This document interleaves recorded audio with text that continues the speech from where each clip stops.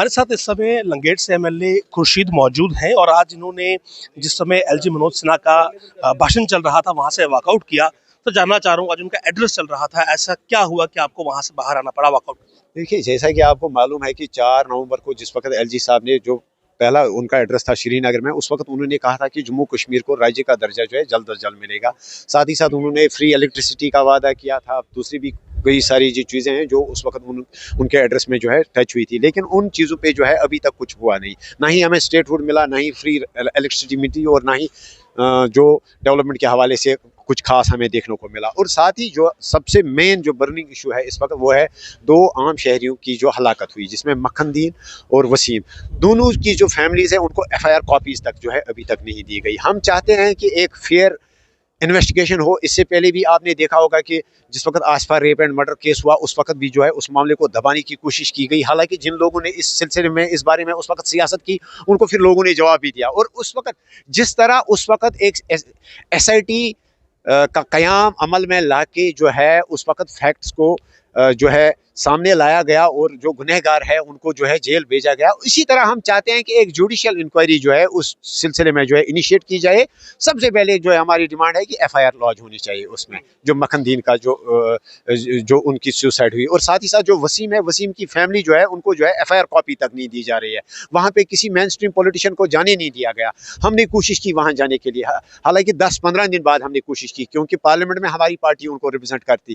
तो इस वक्त हमारे पार्लियामेंट मेंबर जो है वो इस वक्त जेल में है, और उनकी तरफ से हम चाहते थे कि हम वहां जाएं, लेकिन हमें रोका गया, वहां जाने नहीं दिया गया। फैमिली को जो है बात करने की इजाजत नहीं दी जा रही है। मीडिया से जो हमने गुफ्तगू की, जो हमने मीडिया से बात की, पुलिस ने उस वक्त जबरदस्ती जो है उनके वीडियोस जो है वो डिलीट करवाए। ऐसा ये राज थोड़ी चलेगा।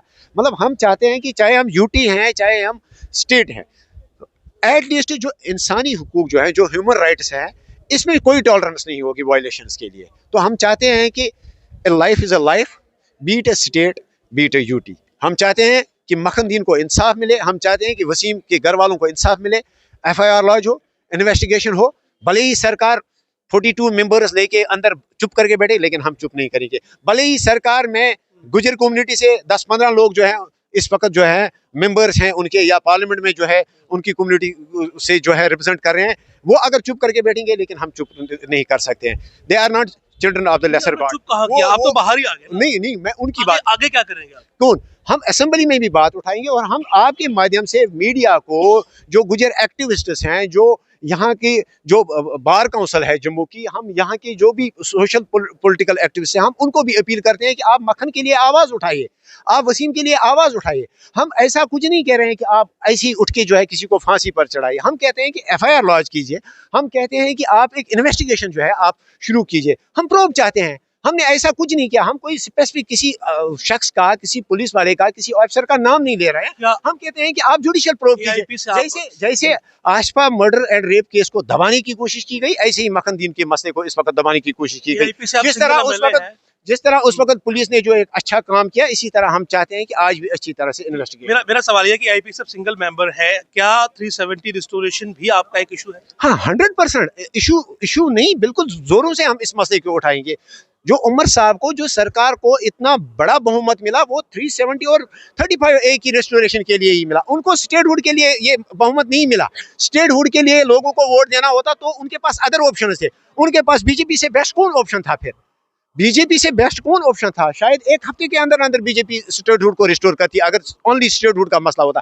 मसला जो है वो 370 का है, स्पेशल स्टेटस का है, 35A का है, टर्मिनेशन ऑफ एम्प्लॉइज को रोकने का है, और ह्यूमन राइट्स वायलेशन को जो है रोकने का है। तो इन मसाइल पे जो है सरकार बात करे, बात करे।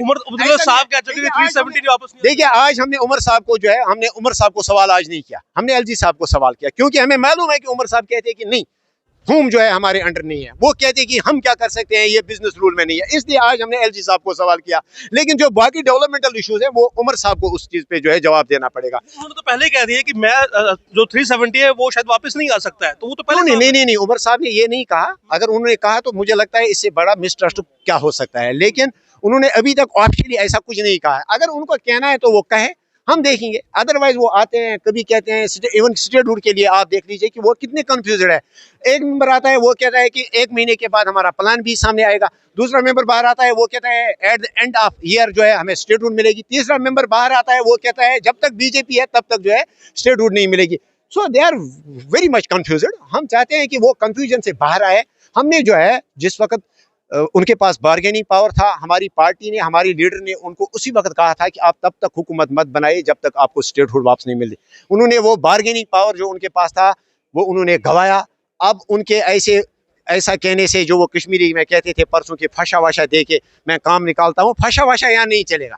यहाँ जो है अगर फशा वशा की बात होती तो फशा वशा के लिए यहाँ और भी ऑप्शन थे लोगों के पास। उन्होंने कहा है कि हम मरकज से लड़के जो है अपने हुकूक वापस लाएंगे। हम कहते हैं कि आप लड़के जो है, आपने जो प्रॉमिस किया है लोगों के साथ, आपका जो मैनिफेस्टो है, हम अभी उन्हीं की मैनिफेस्टो की बात करें। अभी हम अपने मैनिफेस्टो में नहीं आए। अभी हमने अपने दलाइल या हमारा जो मैनिफेस्टो क्या था, हम अभी उस पर नहीं आ रहे हैं। हम कह रहे हैं जो सरकार का, जो उमर साहब का मैनिफेस्टो था, पहले वो उसको अगले सवाल, इंजीनियर रशीद की बेल को लेकर क्या कहना चाहेंगे? जी, वेडनेसडे 2 बजे जो है इंटरिम बेल जो है पार्लियामेंट सेशन अटेंड करने के लिए, उसमें जो है आर्गुमेंट्स होने हैं। और जो रेगुलर बेल है, रेगुलर बेल के लिए आज 2 बजे जो है जजमेंट प्रोनाउंस होनी है। और फिलहाल हम ये समझते हैं कि ये भी एक कामयाबी है, भले ही जजमेंट में क्या हो, उनको जो है रेगुलर बेल हमें मिले या ना मिले, बट ये एक कामयाबी है। क्योंकि 6-7 महीने तक जो है हमें स्ट्रगल करना पड़ा, हमें हाई कोर्ट का दरवाज़ा खटखटाना पड़ा for the pronouncement of judgement. So it's a victory कि पहले जो है हमें एक कामयाबी यहाँ मिलेगी कि आज जो है बेल का जो है जजमेंट प्रोनाउंस होगा। तो ये तो खुर्शीद अहमद शेख जो कि लंगेट से एमएलए हैं, और आपको बता दूं कि इंजीनियर रशीद के सगे भाई हैं और हमसे बातचीत कर रहे थे। आज इन्होंने वॉकआउट किया जिस समय एलजी मनोज सिन्हा का संबोधन चल रहा था, और उन्होंने कहा कि जो बातें उन्होंने पहले कही थी वो ही बातें यहाँ पर रिपीट, तो खास करके मक्खनदीन के और सोपोर में जो एक ट्रक ड्राइवर की मौत का मामला है उसको लेकर ये असंतुष्ट दिखे, और 370 को लेकर भी इन्होंने कहा कि ये अपनी बात यहाँ पर रखेंगे। लेकिन आज क्योंकि एलजी मनोज सिन्हा का संबोधन था, इसलिए इन्होंने वॉकआउट किया, इन्होंने बाहर प्रोटेस्ट किया और आगे कहा कि उमर अब्दुल्ला से ये सवाल पूछेंगे। आप देखते रहे जम्मू लिंक्स न्यूज़। नमस्कार।